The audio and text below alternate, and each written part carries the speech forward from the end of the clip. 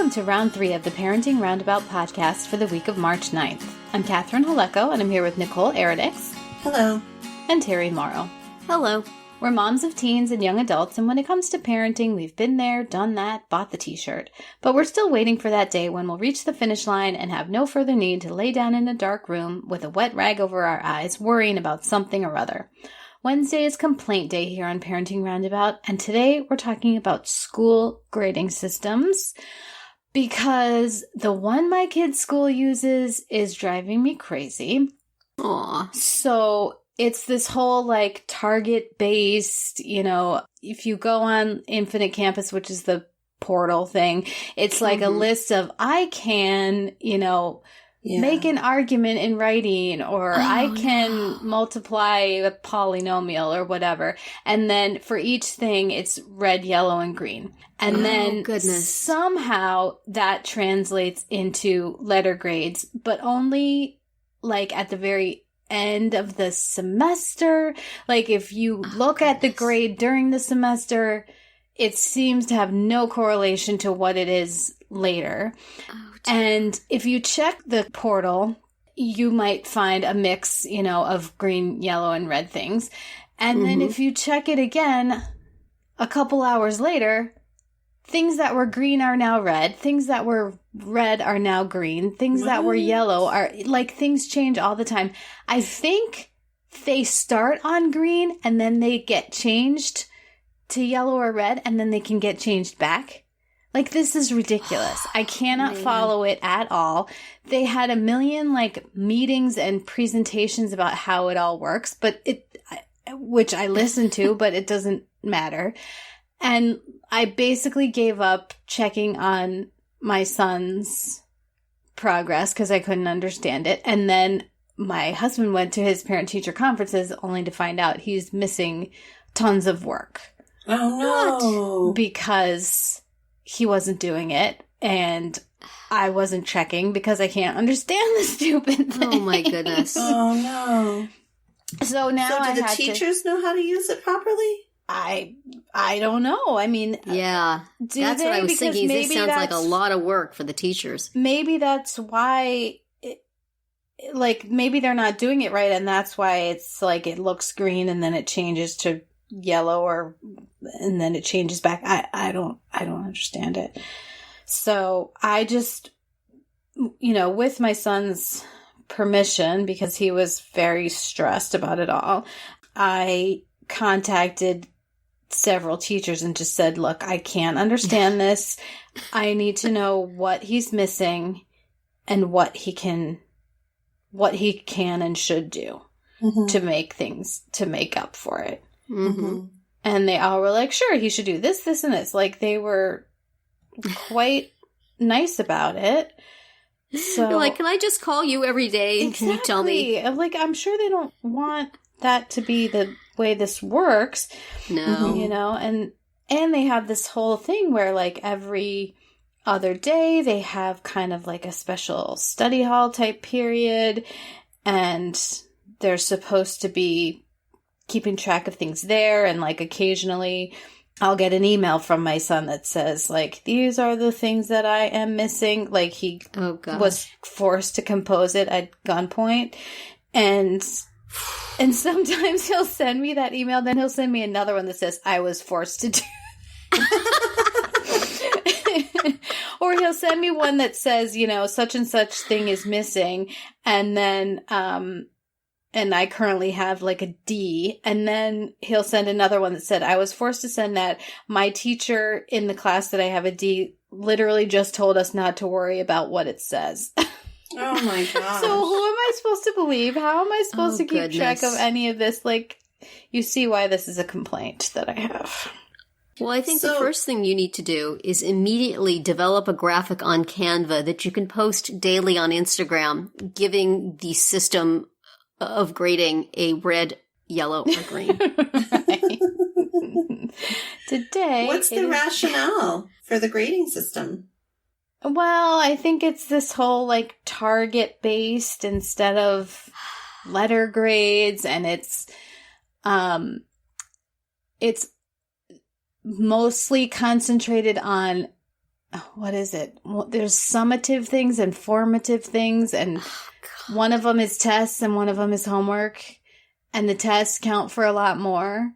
So then the kids are like, well, why should I do the homework? But it still counts for a little. And then the tests, they're supposed to be able to retake the tests until they get a good grade. Mm-hmm. So, I don't know. This sounds like one of those things that made a lot of sense to a bunch of people in a boardroom. And in actual practice, it's a disaster. It's difficult for the teachers. It makes no sense for the parents. It's confusing for the kids. But somebody wrote a paper about it. And so... Someone told me that other school districts in our area do similar things, and our district felt like they had to, keep up with the Joneses. Nicole, from a teacher's point of view, on a scale of 1 to 10, how infuriating is this sort of thing? Would you give it a red, yellow, or green?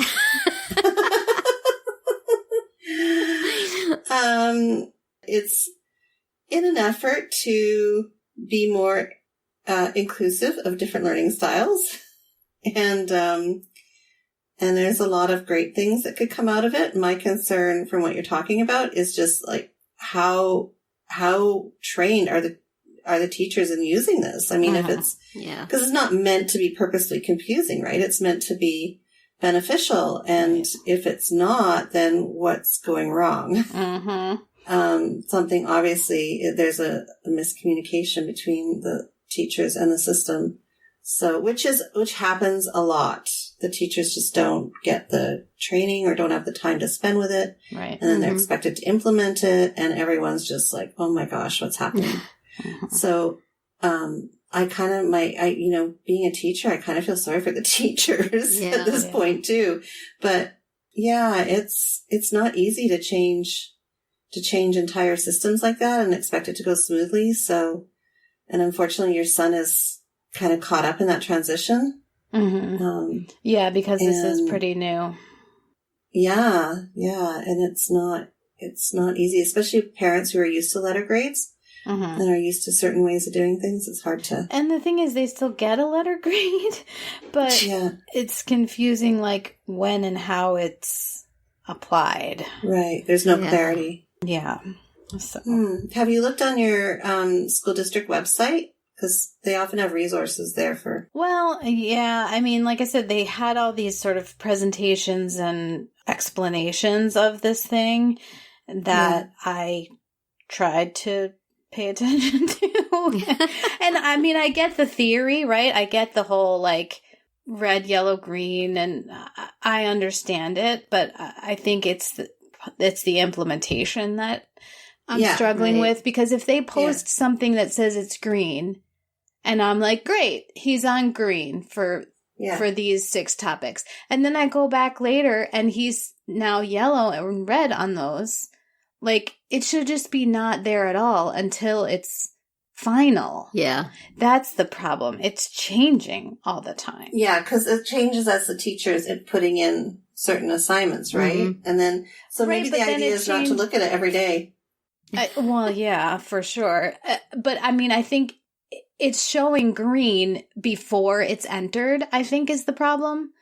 So I can't trust any green because it could change to a yellow or red once it's completed.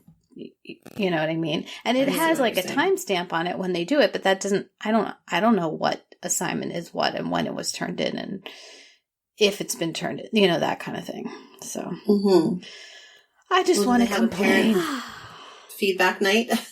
They should. And I didn't go to the parent-teacher conferences because I was out of town. So perhaps I would have asked these kind of questions.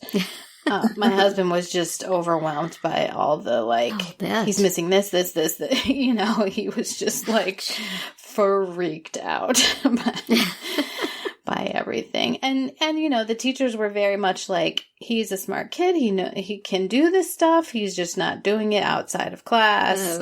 Right. So there need to be color codes for all those sorts of things. Like, a color code for, it's a thing now, but don't worry about it. And a color code for, he's telling us all tales. Make sure he's doing his work. Right. And another one for, teacher didn't feel like doing this today, so she's just putting up random stuff. And, just to keep parents clued in. Right. That not every day is this an accurate reflection of your child Right. for various issues. Right. Exactly. There obviously needs to be better communication if you're struggling with it. I can't imagine how other parents are feeling. Yeah. So there's a serious lack of communication and resources, which is sad. Yeah. It's frustrating. Just stop changing things. Yes. I don't know. Yes, please. I can see reasons for it in which it would theoretically be a good thing, but I think it's one of those things that it makes sense in theory, but in practice it's impracticable, I guess. And when my kids were... Seems like a lot. Yeah. When my kids were in Montessori elementary school, they didn't get letter grades, and they got these very detailed report cards that listed skills and whether they were proficient or developing or whatever in all these skills. And it looked like a ton of work for the teacher, but it was very clear, what skills they had learned, what they were still learning, what they were having trouble with. And it had a whole behavior section. So, they got sort of the 0, 1, and 2 or whatever the scale was for behavior as well. So, that I could understand, especially because it wasn't just this constant moving target. I think that's the parts that... Well, if they do get letter grades at the end, is the purpose of this system to keep parents informed? I don't know. Because if that's its purpose, it's not doing a very good job. Yeah. No, it's a strengths-based approach, and it's, the kids, there's a lot of flexibility in learning, and they're trying not to set specific targets for kids because every kid learns at different rates in different ways. It's a system that I'm seeing spread across different areas of the U.S. and Canada, so it's interesting. Coming to a school district near you. So I should get used to it. Yeah, I don't think it's going to change while your son's in high school. It's not going away in the next 3 years. But anyways, so listeners, FYI, if you are listening to us and want to give us a letter grade or give us a grade, please feel free to give us a green. Yes. We are need only the green. accepting greens. Greens only. And you can't change it. No, it's set in stone. Yep. So anyway, that's it for today's round 3. Tune in tomorrow and we'll talk about kids' negative self-talk, and then come back on Friday to see what we've come up with for our Roundabout Roundup picks this week. Find all our episodes at parentingroundabout.com and talk back in the comments there, on our Facebook page, or on Twitter, where you'll find us at Roundabout Chat.